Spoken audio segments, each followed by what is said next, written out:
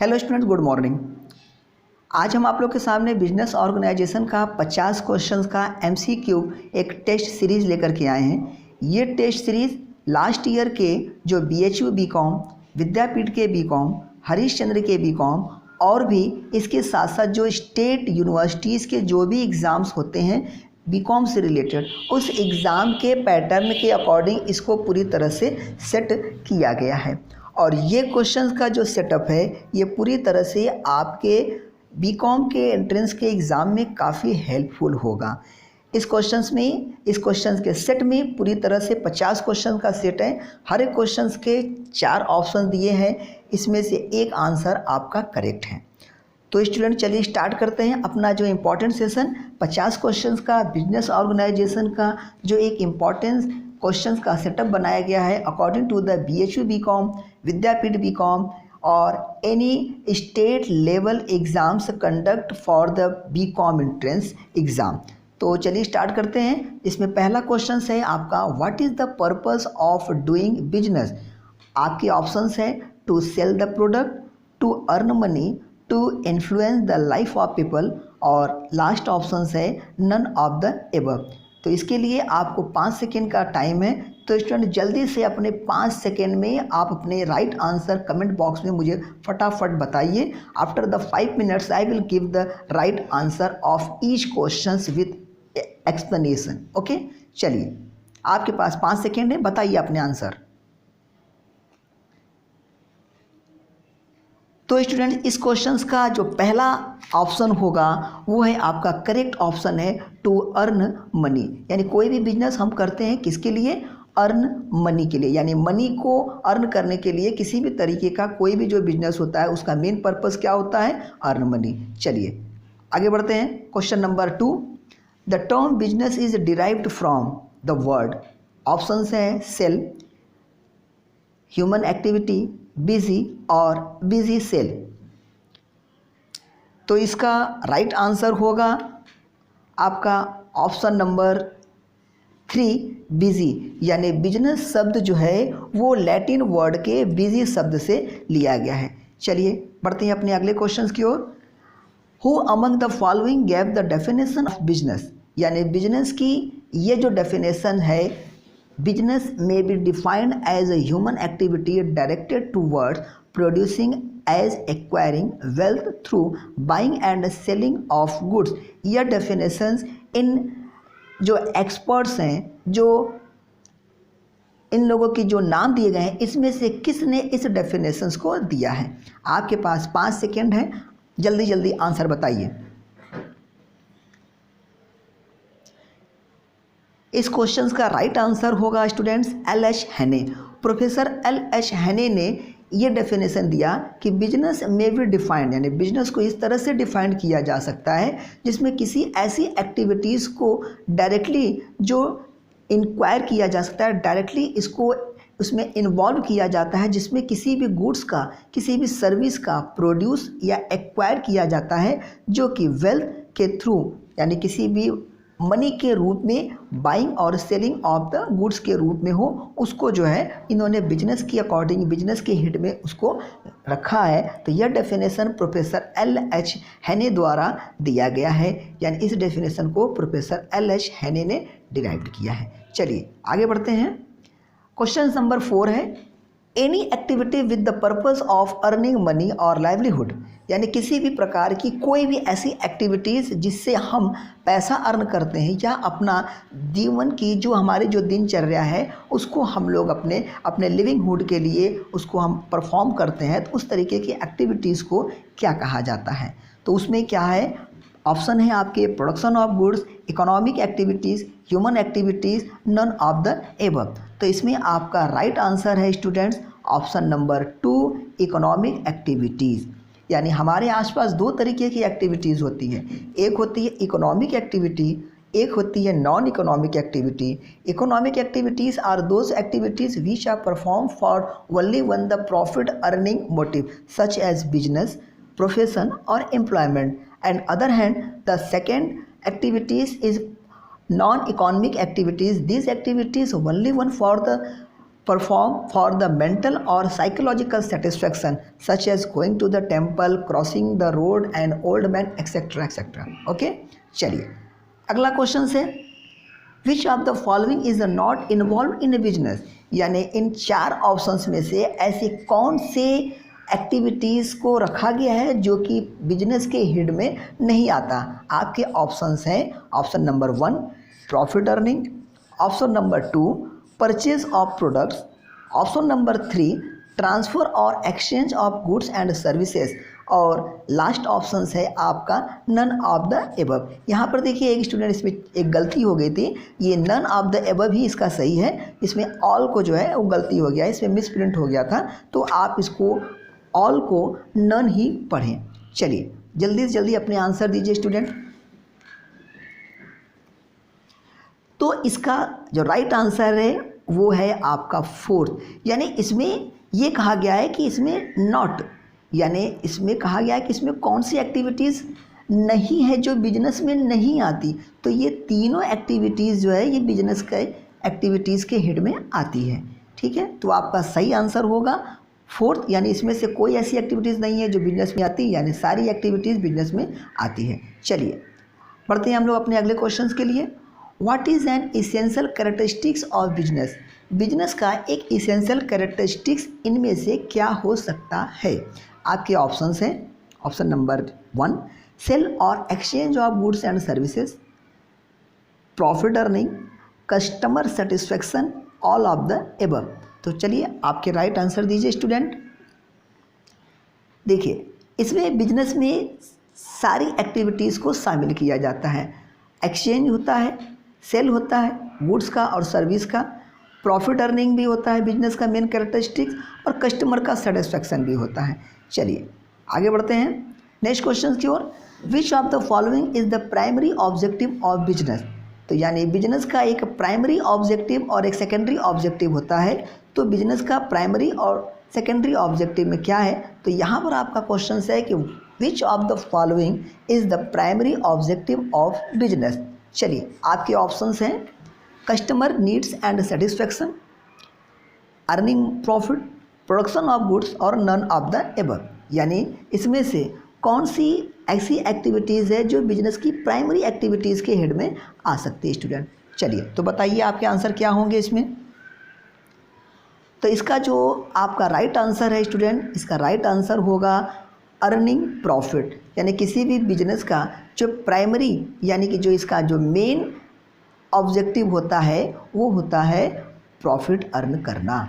चलिए आगे बढ़ते हैं नेक्स्ट क्वेश्चन से। विच of the following objective is customer oriented, ऐसी कौन सी एक्टिविटीज़ है जो प्योरली पूरी तरह से कस्टमर्स को ओरिएंटेड होती है, यानी वो पूरा उसका जो सेंटर होता है, जो उसका पूरा ध्यान होता है वो कस्टमर की ओर होता है। तो इसमें आपके ऑप्शंस हैं पहला economic activities, earning profit, next sale और परचेज ऑफ गुड्स, और लास्ट ऑप्शन है कस्टमर सेटिस्फेक्शन। तो जल्द से जल्द आपका अपने इसमें आंसर दीजिए स्टूडेंट। इस क्वेश्चन का राइट आंसर होगा ऑप्शन नंबर 4, इसका राइट आंसर है जो कि होगा कस्टमर सेटिस्फेक्शन। चलिए स्टूडेंट आगे बढ़ते हैं नेक्स्ट क्वेश्चन की ओर। इसमें देखिए इसमें आपको कुछ स्टेटमेंट दिए गए हैं, आपको इसमें बताना है कि इसमें कौन सा स्टेटमेंट जो है वो सही है और कौन सा स्टेटमेंट सही नहीं है, या कौन कौन से स्टेटमेंट सही है। चलिए productivity can be made better only when the available resources are properly utilised. Second statement है business is expected to make the best possible use of scarce resources, और नेक्स्ट स्टेटमेंट कहा जा रहा है कि business being an economic activities has mainly concerned with the objective of earning profit. अब आपको ये बताना है कि which of the statement is given above is और करेक्ट, यानी इसमें से कौन से स्टेटमेंट सही हैं या सभी स्टेटमेंट सही हैं या कोई दो या कोई एक। चलिए जल्द से जल्द अपने स्टूडेंट अपने आंसर को इसमें कमेंट बॉक्स में बताइए। ना इसका जो सही आंसर है ये है ऑप्शन नंबर 4, यानी इसमें ये सभी एक्टिविटीज़ जो है वो करेक्ट हैं। ठीक है। चलिए नेक्स्ट, हाँ चलिए आगे बढ़ते हैं स्टूडेंट। नेक्स्ट क्वेश्चन है question number 10, consider the following statement. इसमें भी वही चीज़ है आपका, इसमें भी आपको ये बताना है कि कौन से स्टेटमेंट इसमें करेक्ट हैं, कौन से इनकरेक्ट हैं, या सभी करेक्ट हैं या कोई भी करेक्ट नहीं है। चलिए तो स्टार्ट करते हैं, पढ़िए। ना, नहीं, गलत, नेक्स्ट, नहीं, नहीं।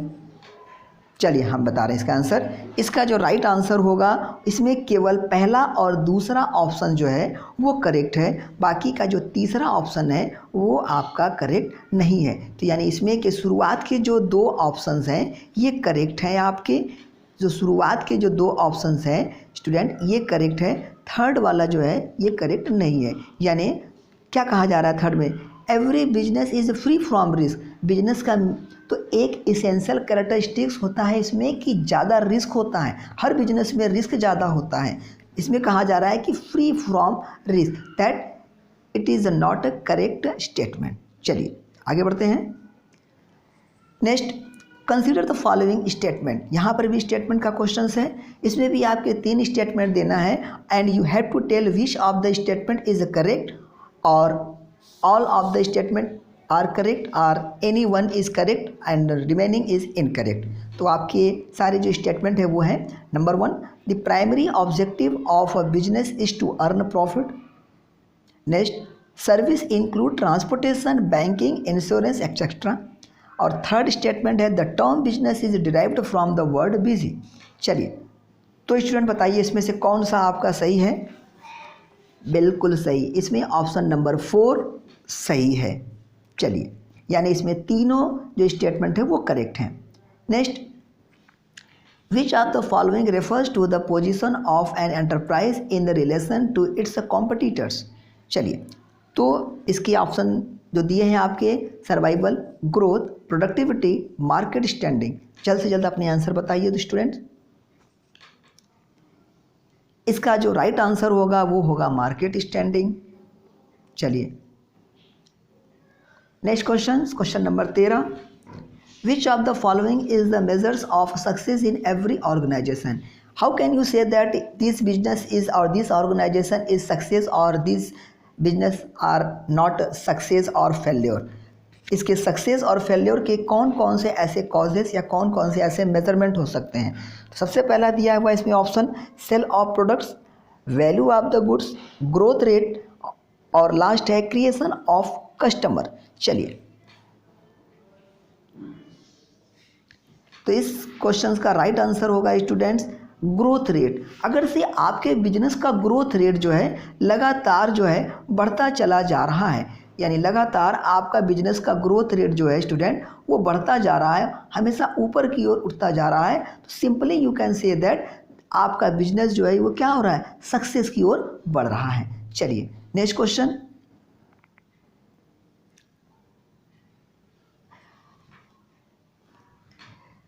विच of the following defined the objective of the business in society.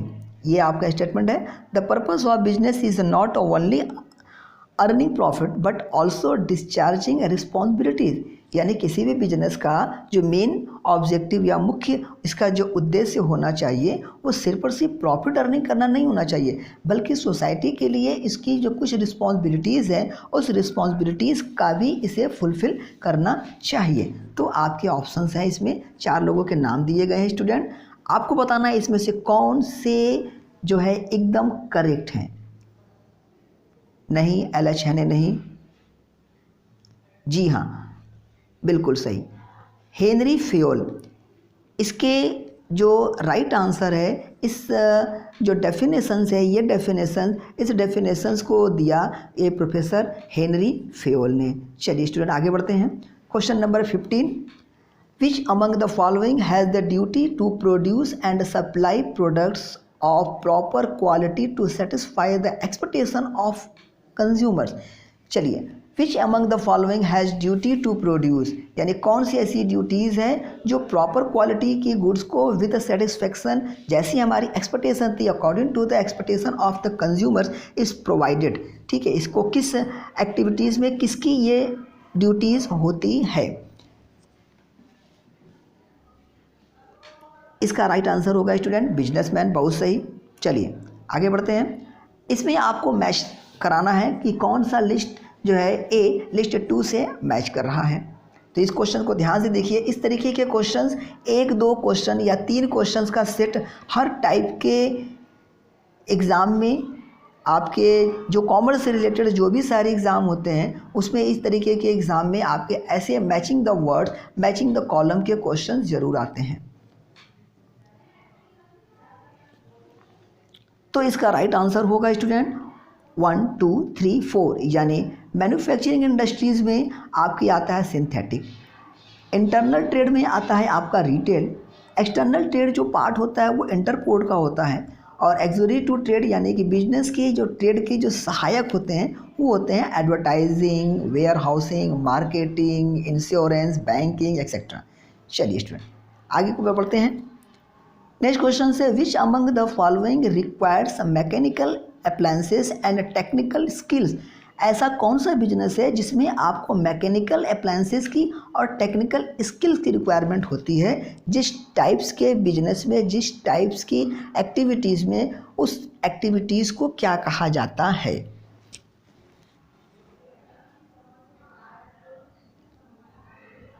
चलिए स्टूडेंट्स आपका आंसर है, इस क्वेश्चन का राइट आंसर आपने दिया है इंडस्ट्री, एकदम करेक्ट है। चलिए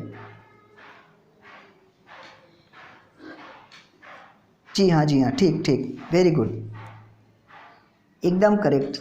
चलिए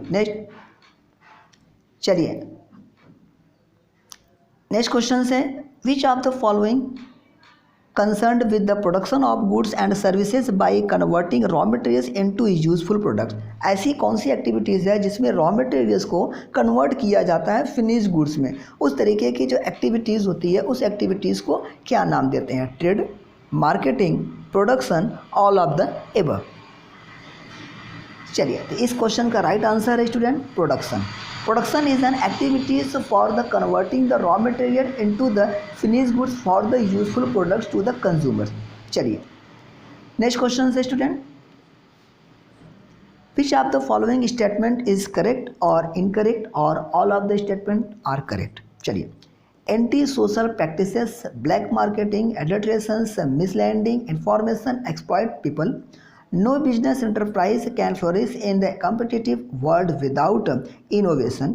और नेक्स्ट स्टेटमेंट है the success of every organisation is not measured by the growth rate. आपको ये बताना है इन 3 स्टेटमेंट में से कौन सा स्टेटमेंट सही है या कौन से स्टेटमेंट सही हैं। इट्स मीन केवल एक स्टेटमेंट सही है, पहला और दूसरा सही है, पहला दूसरा तीसरा सही है, या कोई भी सही नहीं है। आपके जो ऑप्शन दिए गए हैं स्टूडेंट वो हैं आपके ये हैं। चलिए तो इसमें आपके शुरू के जो 2 ऑप्शंस हैं पहला और दूसरा वह करेक्ट है, थर्ड जो आपका जो स्टेटमेंट दिया है वह सही नहीं है। चलिए नेक्स्ट आगे बढ़ते हैं आप लोग अपने नेक्स्ट क्वेश्चन की ओर, जो कि क्वेश्चन नंबर है 20। कंसीडर द फॉलोइंग स्टेटमेंट, यानी इस स्टेटमेंट को आप पढ़िए। 3 स्टेटमेंट दिए हैं, इसमें भी आपको उसी तरह से आंसर देने हैं, उसी तरह से आपको अपने इसमें एक्सप्लेन करने हैं। Business enterprise need managers to conduct and coordinate business activity. Question यहाँ पर हिंदी में लिखा हुआ, इंग्लिश में लिखा हुआ है, लेकिन हम इसका हिंदी एक्सप्लेनेशन कर दे रहे हैं ताकि हिंदी और इंग्लिश दोनों लैंग्वेज के बच्चों को किसी भी प्रकार की कोई दिक्कत ना हो। यानी business enterprise need managers to conduct and coordinate business activities, यानी बिजनेस की जो एक एंटरप्राइज जो होती है उसमें मैनेजर्स को उस बिजनेस के जो अंदर की जो सारी चीज़ होती है उसमें कोऑर्डिनेट करने की रिक्वायरमेंट होती है। नेक्स्ट है business objective means the purpose for which a business is established and carried on, यानी बिजनेस का जो ऑब्जेक्टिव होता है उसका मतलब ये होता है कि पर्पस, उसके उद्देश्य से which the business established and carried on. और लास्ट दिया हुआ है कि business is an integral part of society, यानी बिजनेस जो होता है वो एक सोसाइटी का एक अंदरूनी उसका जो पार्ट होता है, हिस्सा होता है, भाग होता है। तो इसमें आपके राइट आंसर कौन से हैं, तो इसमें जो आपके राइट आंसर हैं वो तीनों स्टेटमेंट ही सही है बिजनेस से रिलेटेड। यानी कि एक बिजनेस में जो आपका बिजनेसमैन होता है, मैनेजर होता है, उसका जो कंडक्ट एंड कोऑर्डिनेट भी उसका बहुत ज़रूरी होती है। दूसरा चीज़ है कि बिजनेस एक्टिविटीज़ ऑब्जेक्टिव जो means the purpose for which business is stabilise and carried on. और लास्ट ऑप्शन जो दिया है कि ये जो है सोसाइटी का एक इंटीग्रल पार्ट होता है। तो यानी इसमें ये तीनों ऑप्शन जो है वो करेक्ट है। चलिए नेक्स्ट क्वेश्चन, इसमें फिर है आपका एक मैच द कॉलम हमने बनाया हुआ है यहाँ पर। इसमें आपके लिस्ट ए में 4 स्टेटमेंट दिए हैं और उससे रिलेटेड आपके 4 लिस्ट दिए गए हैं। आपको यह बताना है कि कौन सा लिस्ट ए का आइटम जो है, कौन सा आइटम या स्टेटमेंट जो है वो लिस्ट 2 के जो एक्सप्लेनेशन दिए गए हैं उससे मैच करता है। तो इस क्वेश्चन को ध्यान से देखिए स्टूडेंट, इसका आंसर आपके सामने बताइए। चलिए जी हाँ, तो इस क्वेश्चन का जो राइट आंसर है वो है आपका ऑप्शन नंबर 1, यानी पहले का जो होगा वो है तीसरी एक्टिविटीज़, यानी पहले की जो ऑप्शंस हैं वो तीसरा, यानी in such industries a basic raw materials is analysed and separated into different finish goods. ये जो होती है इसको जो कहा जाता है ये प्रोसेसिंग इंडस्ट्रीज होती है। फिर उसके बाद दूसरा जो स्टेटमेंट दिया है कि अंडर दिस, यानी किस टाइप के बिजनेस में, किस तरीके की एक्टिविटीज़ में 2 या 2 से ज़्यादा जो रॉ मटेरियल्स हैं उसको कंबाइन करके मिला करके एक नए तरीके का प्रोडक्ट जो बनाया जाता है, उस तरीके के बिजनेस को हम लोग किस हेड में रखते हैं। तो इस तरीके की बिजनेस को हम लोग प्रोसेसिंग में करते, मतलब इसको हम लोग कहते हैं कि प्रोसेसिंग, यानी इसमें हम लोग प्रोसेस करते हैं, एक के बाद एक करते हैं। ठीक, चलिए नेक्स्ट ऑप्शन क्वेश्चन हैं आपके कि which of the following both trade and auxiliaries to trade are included. यानी एक तो होता है आपका ट्रेड जिसमें डायरेक्टली हम किसी ट्रेड में, और एक होती है एक्सोरिस टू ट्रेड, यानी जो बिजनेस में, व्यापार में, ट्रेड में असिस्ट करती हैं, हेल्प करती हैं। तो इसमें आपके राइट आंसर होंगे ऑप्शन नंबर 3 कॉमर्स। चलिए नेक्स्ट क्वेश्चन की ओर बढ़ते हैं student. Consider the following statement, यहाँ पर भी आपके 3 स्टेटमेंट दिए गए हैं, आपको बताने हैं कि इसमें से कौन सा स्टेटमेंट सही है। स्टेटमेंट जो दिया है, all those activities which is directly और indirectly help in the distribution of goods to the ultimate consumer is called trade. यानी हर एक तरीके की वो एक्टिविटीज़, चाहे वो डायरेक्टली हो चाहे इनडायरेक्टली हो, जो हेल्प करती है किसमें, डिस्ट्रीब्यूट करने में गुड्स को, किसके, उसके अल्टीमेट यूज़र को, उसको कहा जाता है ट्रेड। चलिए नेक्स्ट है, commerce embraces all those activities which are necessary for maintaining a free flow of goods and services. और आपका जो थर्ड दिया है वो है commerce provide the necessary link between the producers and the consumers. 3 आपके स्टेटमेंट दिए गए हैं स्टूडेंट। अब आपको बताना है कि इसमें से कौन सा स्टेटमेंट करेक्ट है। तो इस क्वेश्चन का जो राइट आंसर है वो ऑप्शन नंबर 2 सही है, यानी दूसरा और तीसरा स्टेटमेंट सही है, फर्स्ट स्टेटमेंट इज रॉन्ग। चलिए स्टूडेंट आगे बढ़ते हैं नेक्स्ट क्वेश्चन की ओर, जो कहा जा रहा है कि which of the following can be defined as the activities that are required to the facilitate the purchase and sale of goods. ऐसी कौन सी एक्टिविटीज़ हैं जो आपको फैसिलिटेट करती है, किसमें, परचेज करने में और सेल करने में, गुड्स की आपकी काफ़ी वो असिस्ट करती है, हेल्प करती है। चलिए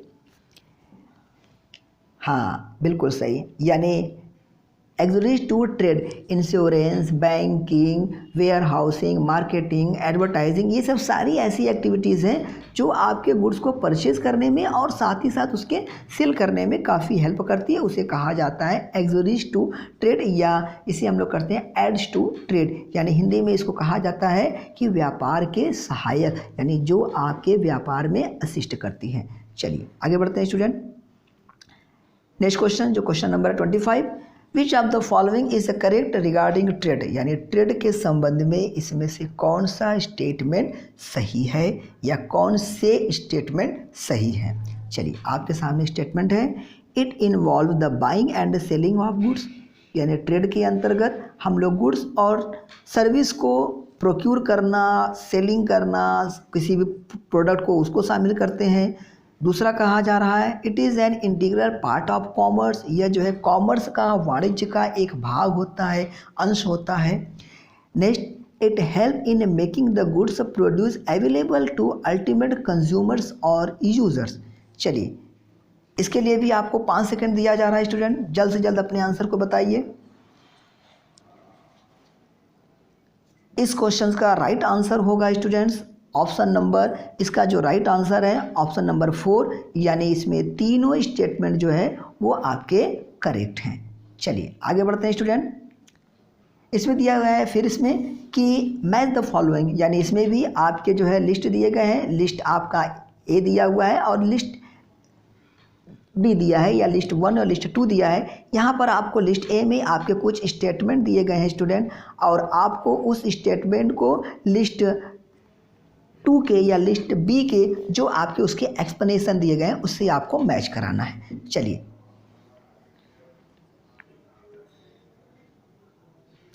स्टूडेंट इसका आंसर बताते हैं। तो इस क्वेश्चन का जो राइट आंसर है वो है आपका ऑप्शन नंबर 1 2 3 1 4। देखिए इसको कैसे मिलाया जाएगा, इसका जो है 2 3 1 4, यानी पहले का जो है आपका ये वाला ऑप्शन होगा, दूसरे वाले का आपका जो ये वाला ऑप्शन होगा, सी का जो है ये आपका पहला ऑप्शन होगा, और डी का जो है ये आपका ये होगा। ठीक है, चलिए नेक्स्ट क्वेश्चन की ओर बढ़ते हैं स्टूडेंट।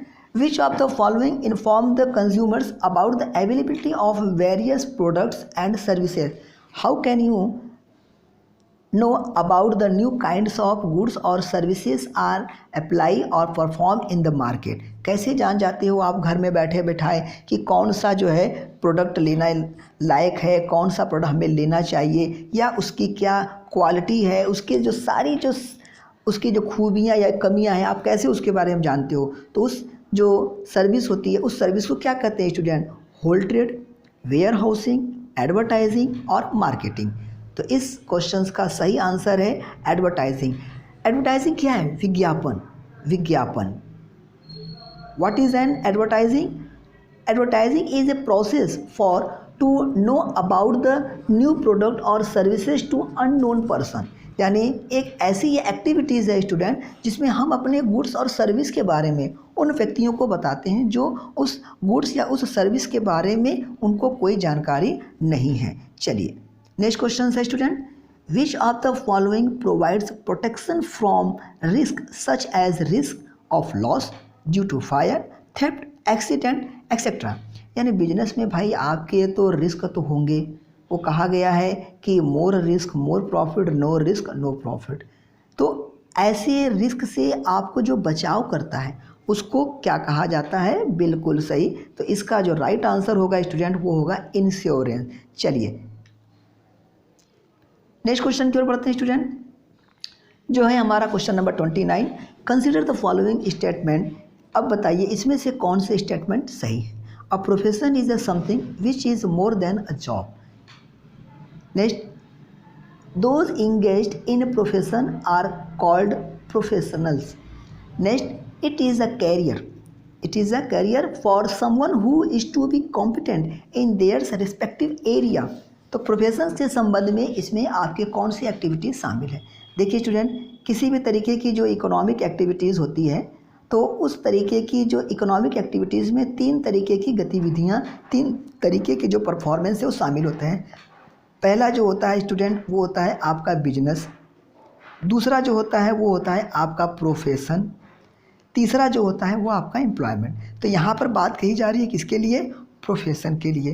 तो इसमें आपका कौन सा ऑप्शन सही है? तो इसमें जो तीनों स्टेटमेंट दिए गए हैं वो आपके प्रोफेशन से रिलेटेड है। यानी प्रोफेशन एक ऐसी एक्टिविटीज़ है। What is a profession? Profession एक ऐसी एक्टिविटीज़ है जिसको करने के लिए you have any specific degree, any skilled और नॉलेज। आपके पास एक स्पेसिफिक डिग्री होनी चाहिए उस ड्यूटीज़ को, उस तरीके की एक्टिविटीज़ को परफॉर्म करना चाहते हो आप तो, जैसे डॉक्टर्स, इंजीनियर्स, टीचर्स, लॉयर, ठीक, और आपके CA एक्सेट्रा। ये सब जो ऐसी एक्टिविटीज़ हैं जो आपके प्रोफेशन के हेड में आती है। नेक्स्ट क्वेश्चन की ओर बढ़ते हैं student. Consider the following statement. अब इसमें भी बताना है आपको कौन सा चीज़ है इसमें जो शामिल है। Profession involves a confidential relationship between the practitioner and a client.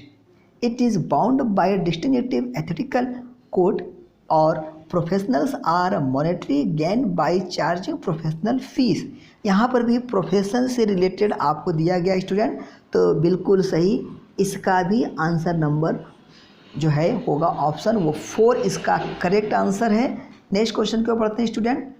Which among the following works for the benefit is socially and economically disadvantages individuals and a group? इस क्वेश्चन का राइट आंसर क्या होगा student, बिल्कुल बहुत सही, इसका जो answer right answer होगा वो RSPDC। चलिए स्टूडेंट आगे बढ़ते हैं। The district industries centers DIC were launched in which of the following years? तो यानी इसमें आपका किस साल में इसका जो है लॉन्चिंग हुआ था, तो आपके सामने ऑप्शन दिए गए हैं, 4 ऑप्शन हैं, 1978, 1990, 1955 और 1982। तो इस क्वेश्चन का जो राइट आंसर होगा स्टूडेंट वो है आपका option number 1 is right answer, 1978, यानी 1978 is the right answer student. चलिए नेक्स्ट क्वेश्चन को पढ़ते हैं। मैच द फॉलोइंग है इसमें भी आपके लिस्ट ए में जो है, लिस्ट 1 में आपके 4 तरीके की एक्टिविटीज़ दी है और उससे जो संबंधित यहाँ पर एक्सप्लेन दिए गए हैं कि इसके हेड को क्या कहा जाता है। अगर आप बिजनेस करते हो तो बिजनेस का जो रिजल्ट होता है उसे क्या कहते हैं, प्रोफेशन का रिजल्ट क्या कहलाता है, and what is the result is to be called of employment and economic activities. चलिए बिल्कुल सही, इस क्वेश्चन का जो राइट आंसर है स्टूडेंट वो है ऑप्शन नंबर 3। यानी अगर से आप बिजनेस करते हो तो बिजनेस से आपको जो आपको उसका जो परिणाम हासिल होता है, जो रिजल्ट होता है, उसको कहते हैं हम लोग क्या, प्रॉफिट। प्रोफेशन अगर से करते हो आप तो प्रोफेशन के बदले में जो आपको मिलती है उसके जो बदले में वो होती है रेमुनरेशन या फीस, उसको कहते हैं। अगर आप किसी जगह पे एम्प्लॉय हो, एज एन एम्प्लॉय अगर से आप कहीं सर्विस प्रोवाइड करते हो तो after the completion of your job और your salary the employer given you as a sum of amount as a remuneration is called salary. और इकोनॉमिक एक्टिविटीज़ में क्या होती है, इसमें आपकी जो है हमारी होती है प्रॉफिट, जो उसमें हमारी जो भी सारी एक्टिविटीज़ होती है उसमें प्रॉफिट अर्निंग करने के लिए जो भी एक्टिविटीज़ की जाती है उसको हम लोग इकोनॉमिक एक्टिविटीज़ में नाम से जानते हैं। चलिए नेक्स्ट क्वेश्चन है आपका, तो ठीक है। चलिए तो स्टूडेंट ये आपके 50 क्वेश्चंस के जो थे, तो ये क्वेश्चंस के सेट जो है काफ़ी लंबे हो जाते हैं, इसलिए मैं अभी इसको यहीं पर जो है स्टॉप करता हूँ। हम अपने नेक्स्ट क्लास में इसके जो बाकी के जो क्वेश्चंस दिए गए हैं उस क्वेश्चंस को हम आपको इसके नेक्स्ट क्लास में इसको सॉल्व कराएंगे। इस क्वेश्चंस के जो सारे जो राइट आंसर है उसका अगर से आप लोगों को इसके राइट आंसर चाहिए तो विद एक्सप्लेनेशन हम अपने इसको डिस्क्रिप्शन बॉक्स में इस सारे आंसर को वहाँ पर इसको हम पुटअप कर देंगे, वहाँ पर इसको हम इस पर छोड़ दिए रहेंगे। आप लोग उसमें कमेंट बॉक्स में उसको डाउनलोड करके उसको इंस्टॉल करके आप उसको वहाँ से देख सकते हैं। ओके, तो बस इतना। अभी बाकी जो सारे क्वेश्चन है वो हम लोग नेक्स्ट क्वेश्चन में देखेंगे। Okay, thank you.